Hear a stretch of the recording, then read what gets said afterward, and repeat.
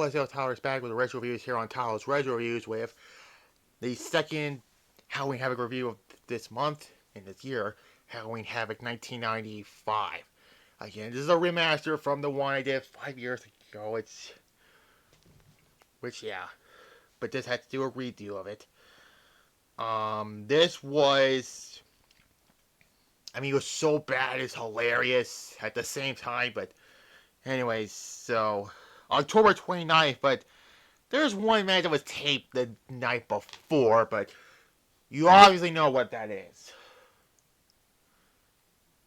And there's that at the Joe Louis Arena in Detroit, Michigan.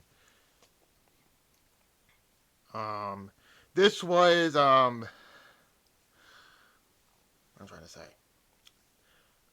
This was the first. Well, actually, this is the second WCW pay-per-view when Nitro became a thing.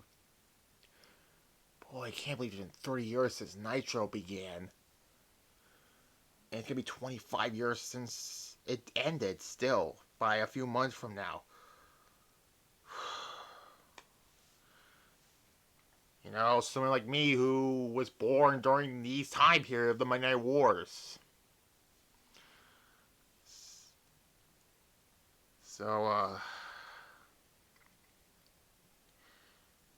you don't know about that.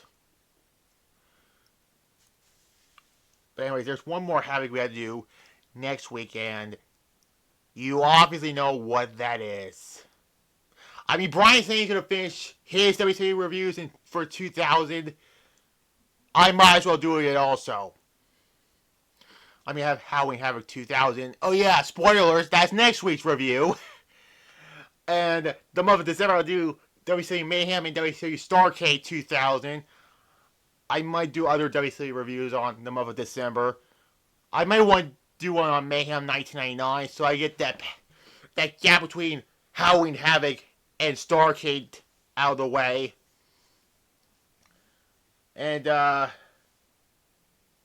be another Starrcade between Mayhem 2000 and Starrcade 2000, and I think you probably don't want me to hear me say that year, but I won't tell you yet until you see the community tab on this channel at least. So I already told you what my Survivor Series reviews will be: 96, 2005, 2013, and 2015. So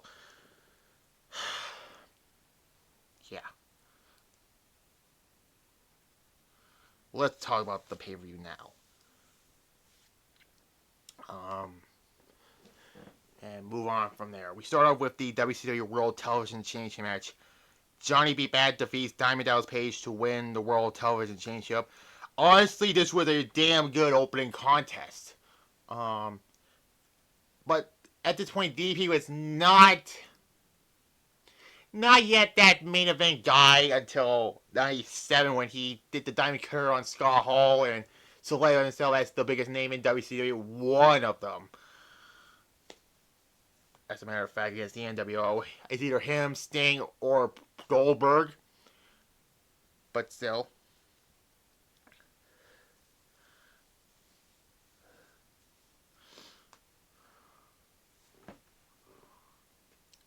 It was a good match. This is beginning the feud between those two from here at Halloween Havoc. It was supposed to end at Uncensored 96, but Johnny B. Bad will leave before then.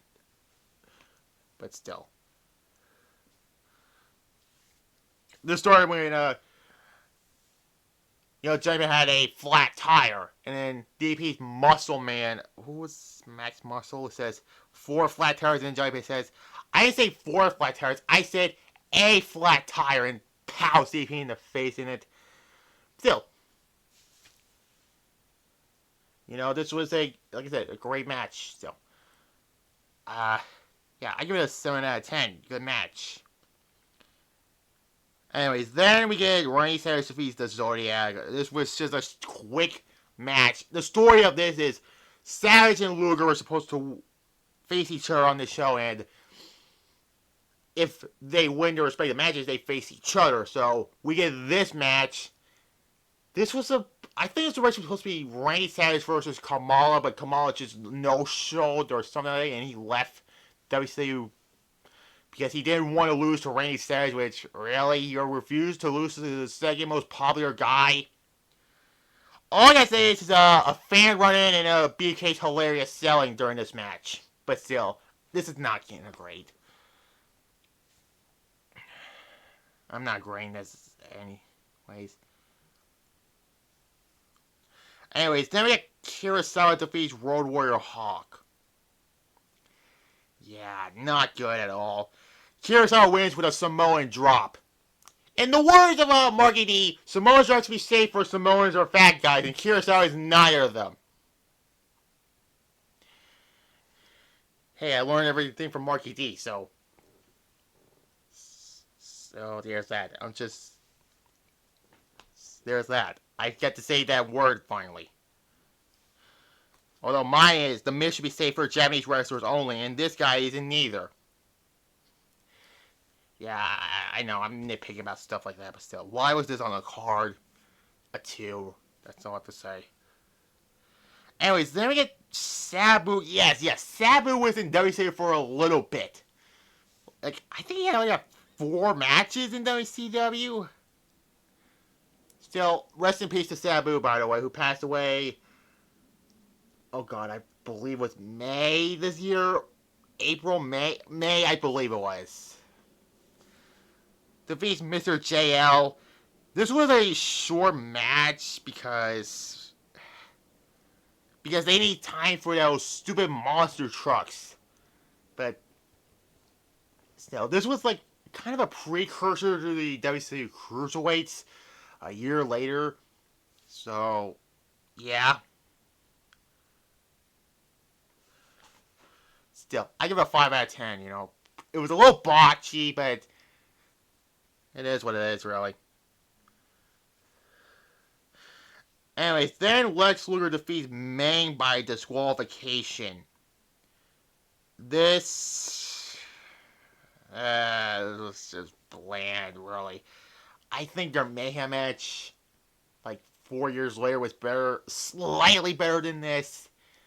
But still, I mean, Kevin Sullivan got involved and kicked Lex Luger and helped him get this to win the match by disqualification. Why?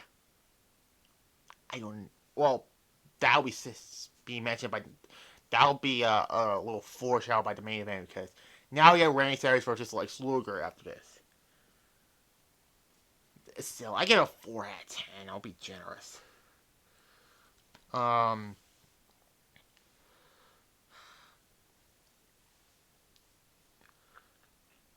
Yeah. Then we get the best match on this show. Sting. It said Sting and Ric Flair, but it was mostly Sting defeating Arn Anderson and Brian Pillman by disqualification. Why do I say it? Because Ric Flair was not in the match that much in this whole thing. Because he was kayfabe attacked by Pillman and Anderson, and this whole thing like to fall brawl. They did a double turn with in that match between Ric Flair and Arn Anderson, and this led to Ric Flair wanted Sting to be his tag partner, and this happened, and it was mostly just a handicap match, really. But Sting fought all the way, and then Ric Flair got involved, and he tagged in Ric Flair, and psych, he hit Sting and caused the DQ. This sets the reformation of the Horsemen again, with Benoit being the forebearer later on. So, yeah, still a great match, and 8 out of 10. The crowd was hot for it. Now, I want to talk about the next one, but we'll say that till then. So we'll skip to the next match.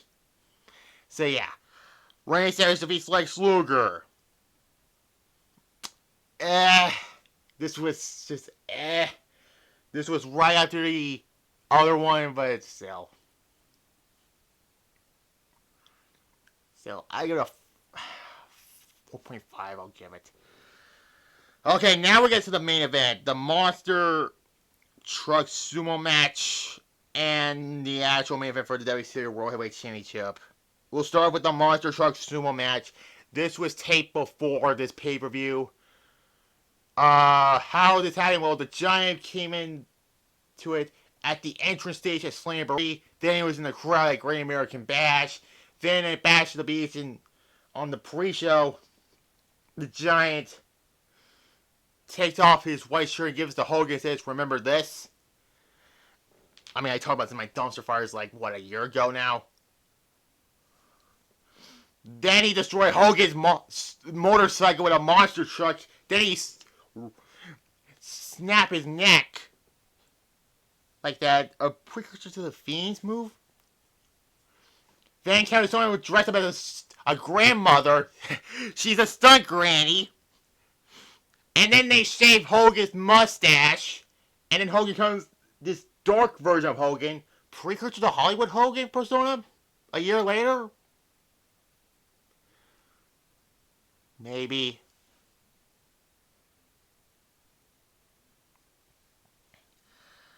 This led to man versus man and machine versus man versus man and machine versus machine here at Halloween Havoc. So we'll start with the Monster Truck Sumo match.